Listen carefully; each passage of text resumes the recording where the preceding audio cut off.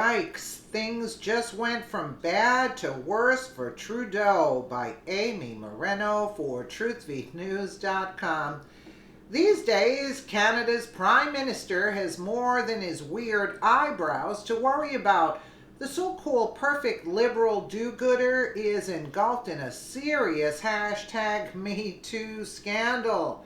A seemingly credible female reporter is accusing the loving liberal of groping her during an event. And now the woman is speaking out and making matters much worse for Trudeau, who has denied the groping allegations. From Breitbart, Friday saw the release of a statement from a woman accusing Canadian Prime Minister Justin Trudeau of groping her at a music festival in the summer of 2000. Hours later, Trudeau responded to the statement during a press conference in Calgary, Alberta. Rose Knight issued the following statement on Friday. I issue this statement regarding the now much reported involving Justin Trudeau at the August 2000 Creston Music Festival incident. This is a personal statement. I represent no organization, no media outlet, no movements, whether political or otherwise. I do not intend to issue any further statements or participate in any interviews. I issue this statement reluctantly in response to mounting media pressure to confirm that I was the reporter who was the subject of the Open Eyes editorial published in the Creston Valley Advance in August of 2000 editorial. I was the reporter for the Creston Valley Advance from 1999 through 2001. I was assigned to cover the August 2000 Creston Music Festival by my employer and was the reporter referred to in the editorial.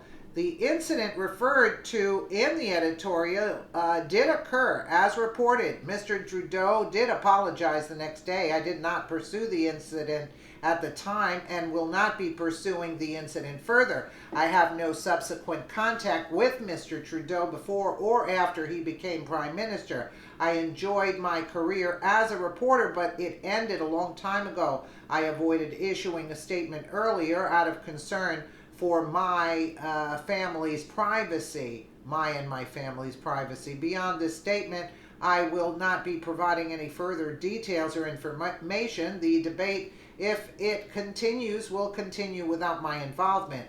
Rose Knight. Trudeau responded to Knight's statement later on Friday. Obviously, over the past weeks, since this news resurfaced, I've been reflecting on past behaviors. And as I've said, I'm confident that I did not act inappropriately, but I think the essence of this is that people can experience interactions differently. And part of the lesson we need to learn in this time of collective awakening is a level of respect and understanding for the fact that people, in many cases women, experience interactions in professional contexts and other contexts differently than men.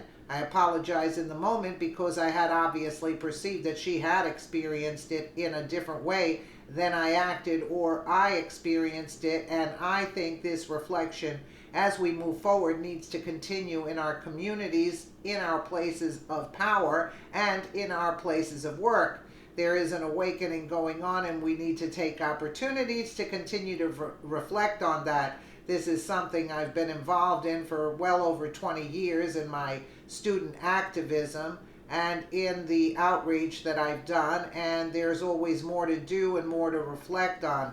As I've said from the very beginning, I would never presume to speak for her or to have a perspective on how she should feel or she should act on this. I respect very much her right and her ability to make choices about what is best for her and her family.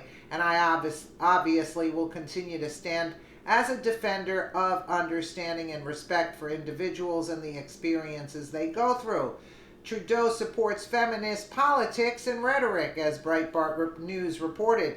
Trudeau, a champion of the Me Too movement, penned an essay in 2017 urging parents to raise their boys as feminists. Our sons have the power and the responsibility to change our culture of sexism, Trudeau wrote, adding, our sons have the power and the responsibility to change our culture of sexism.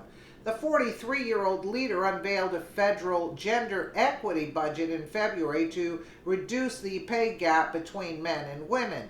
Amid tense negotiations with the U.S. on NAFTA and tariffs, Trudeau plans to make gender equality a top priority at the G7 Leaders Summit in Quebec this week. I thought Trudeau was gay, so I don't know. This is kind of funny for me.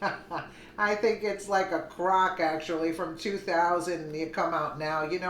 Look, all the time there's going to be something going on.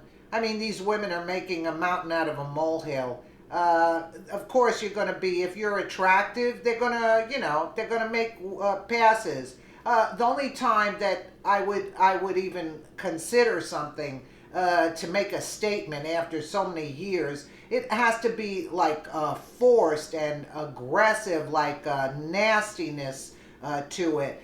But you speak out immediately, not 15 years, 20 years later. I mean, come on. Enough is enough with this garbage.